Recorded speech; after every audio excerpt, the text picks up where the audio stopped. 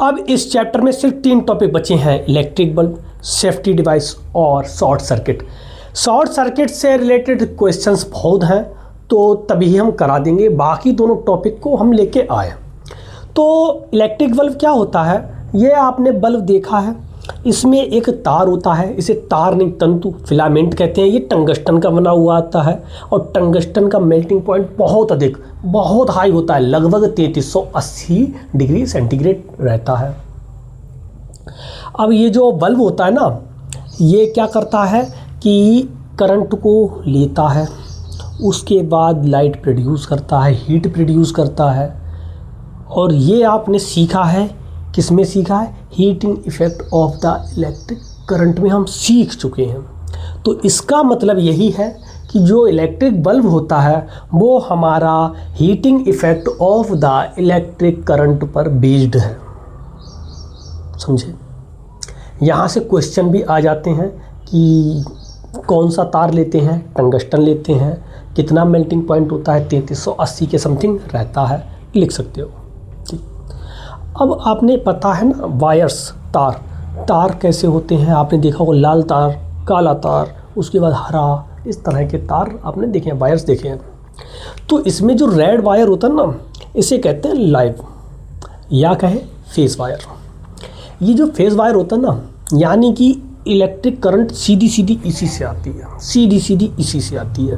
और कितनी आती है पता है, हमारे इंडिया में मोस्टली ये रहती है 220 वोल्टेज। कितना, 220 वोल्टेज हमारे इंडिया में आता है। और कैसा आता है, एसी। ठीक। ग्रीन वायर्स होता है, इसे अर्थ वायर कहते हैं। अर्थ वायर बताएंगे कब यूज होता है, अभी बता रहे हैं, ठीक ना। और बात करते हैं हम ब्लैक वायर्स की। ब्लैक वायर होता है न्यूट्रल वायर, इसका जो पोटेंशियल डिफरेंस होता है वो होता है 0। कितना, 0। ठीक। अब ये 2025 में इससे रिलेटेड क्वेश्चन आया तो वो भी करा देंगे, घबराना नहीं है, अभी बता दिया। खाली ये याद रखना कि रेड कौन सा होता है, फेज वायर, फेज या लाइव, और उसके बाद ग्रीन कौन सा होता है, हमारा अर्थ होता है, ब्लैक कौन सा होता है, न्यूट्रल होता है। ये आपको याद रखना है बस, ठीक ना। इनसे कोई रिलेटेड दिक्कत हो तो वो आपको हम बताएंगे। अब शॉर्ट सर्किट्स, या अब जब शॉर्ट सर्किट होता है तो जिससे कि क्या होती है, हमारी अप्लायंस ख़राब हो जाते हैं। अप्लायंस क्या है, मतलब उपकरण है। उपकरण जब कहीं शॉर्ट सर्किट हो जाए, शॉर्ट सर्किट का मतलब होता है कि जो हमारा वायर्स होता है ना, उसके ऊपर जो इंसुलेटिंग होती है, यानी कि जो रेड कलर की, ब्लैक कलर्स की और जो ग्रीन कलर की हमारे ऊपर प्लास्टिक जैसी, रबड़ जैसी जो रहती है वो होती है, वो अगर कहीं बाई चांस ख़राब हो जाए या लाइट इलेक्ट्रिक करंट एकदम से आ जाए, बहुत ज़्यादा आ जाए, तब ये कभी कभी ख़राब हो जाते हैं, शॉर्ट सर्किट हो जाता है, ठीक है ना। तो जो शॉर्ट सर्किट होता है, अब शॉर्ट सर्किट हो गया या एकदम से करंट आ गया, जिसकी वजह से जो हमारा अप्लायंस है, जैसे कि टीवी हो गया, हीटर हो गया है, कूलर हो गया, ये क्या ख़राब हो सकते हैं। इन्वर्टर है, ठीक ना, एसी है, ये क्या ख़राब हो सकते हैं।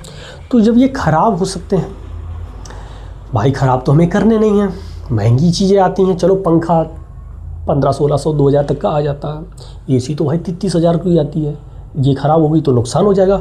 तो इनको बचाने के लिए क्या करते हैं, इनमें एक डिवाइस होती है जिन्हें सेफ्टी डिवाइस कहते हैं, उनका यूज़ करते हैं।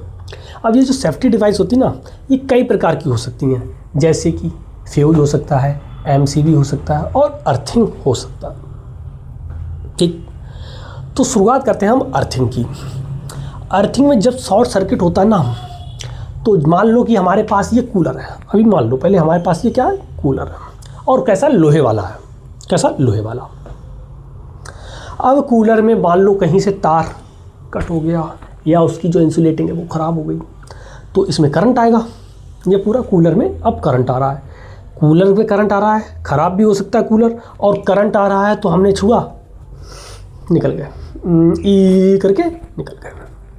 तो इससे बचने के लिए क्या करते हैं, इसी में हम एक ग्रीन कलर का, कैसा, ग्रीन कलर का वायर लेते हैं, इसमें लगा के और ज़मीन में डाल देते हैं, ज़मीन में लगा देते हैं। इसी को हम अर्थिंग कहते हैं। इसी प्रोसेस को क्या कहते हैं, हम अर्थिंग कहते हैं। और ध्यान रखना, ग्रीन कलर का ही लेते हैं, इसे क्या कहते हैं, हम अर्थिंग कहते हैं। ले कोई सा लो आप, घर के लिए कोई ले लो, लेकिन पहचानने के लिए आपको ग्रीन ही लेना होगा। इससे क्या होता है कि जो अर्थ में जब ये चला जाएगा तो जितना भी करंट हमारा एक्स्ट्रा वाला कूलर में आ रहा था सारा का सारा अर्थ ज़मीन ले लेगी, और जिससे कि हमारा कूलर वो और हम दोनों सेफ रहेंगे। इसीलिए अर्थिंग का यूज किया जाता है। पहला हो गया। ठीक सर। अब फ्यूज का भी यूज़ करते हैं। फ्यूज का यूज़ पता कहाँ करते हैं? जैसे मान लो टीवी है हमारे पास, अभी एक छोटा सा चित्र बना के समझाते हैं। ये मेरे पास टीवी है। अब यहाँ से ये लाइट आ रही है, करंट आ रहा है, करंट फ्लो हो रहा है। टीवी है मान लो 50 वाट की, 100 की मान लो, ठीक ना, 100 अच्छा लगता है, 100 वाट की। अब 100 वाट की टीवी है, करंट इसमें 110 आ गया, कोई बात नहीं, 120 आ गया, कोई बात नहीं, चलो कोई नहीं, चल जाएगा। लेकिन अगर 150 आ गया, 200 आ गया तो क्या होगा? टीवी ख़राब हो जाएगी। क्या होगी? टीवी ख़राब हो जाएगी। हमें ख़राब तो करनी नहीं भाई, 9, 10, 10, 15, 15, 20, भाई रईसों के लिए घर में और होती हैं, हम तो नॉर्मल है, ठीक है। इतनी महंगी आती है तो ख़राब तो हमें करनी नहीं है। तो उसके लिए क्या करते हैं, एक छोटी सी डिवाइस होती है जिसे हम कहते हैं फ्यूज। ये होता कैसा है, ऐसे करके फ्यूज ऐसा होता है, इसमें एक तार होता है।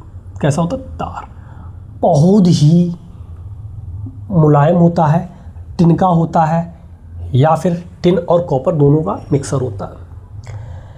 ये क्या होता है, इसका मेल्टिंग पॉइंट तो बहुत कम होता है। इस तार का मेल्टिंग पॉइंट कैसा होता है? बहुत कम होता है। मेल्टिंग पॉइंट बहुत कम, यानी कि जल्दी पिघल जाएगा। मेल्टिंग पॉइंट का मतलब जल्दी पिघलना, ठीक। और उसके बाद हाई रेजिस्टिविटी होती है। रेजिस्टिविटी कैसी होती है? हाई, यानी कि ये हीट ज़्यादा प्रोड्यूस करता है, ज़्यादा हीट प्रोड्यूस करेगा, ठीक। अब ये सब बताओ इसमें लगाते क्यों हैं?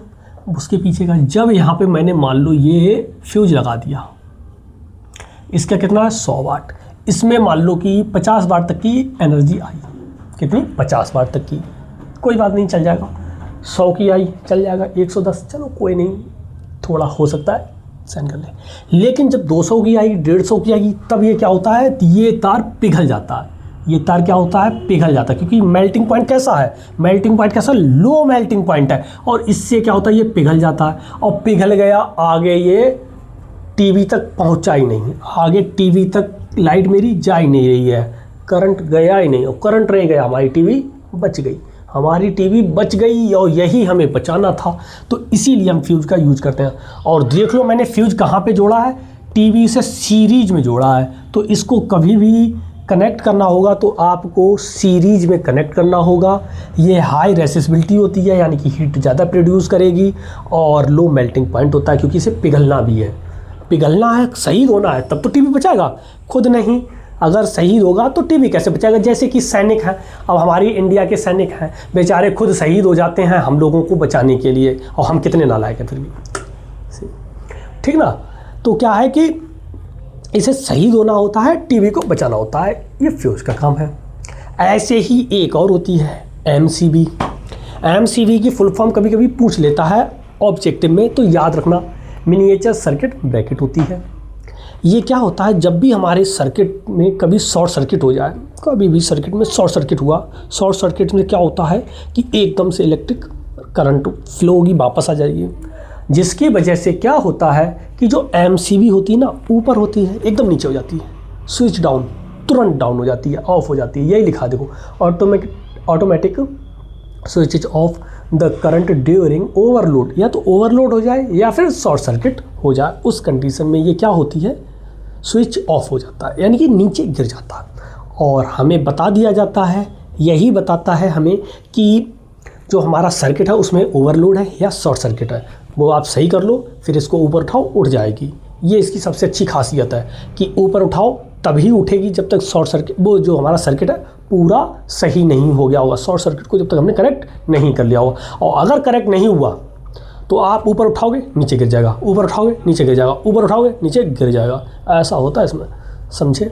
तो ये थे, इनसे रिलेटेड क्वेश्चंस भी आए हैं, बहुत बार आए हैं, उनको भी हम करेंगे, लेकिन वो करेंगे अगले लेक्चर में। तब तक के लिए इनको लिख लीजिए, याद कर लीजिए, क्योंकि यहाँ से क्वेश्चंस आते ही आते हैं।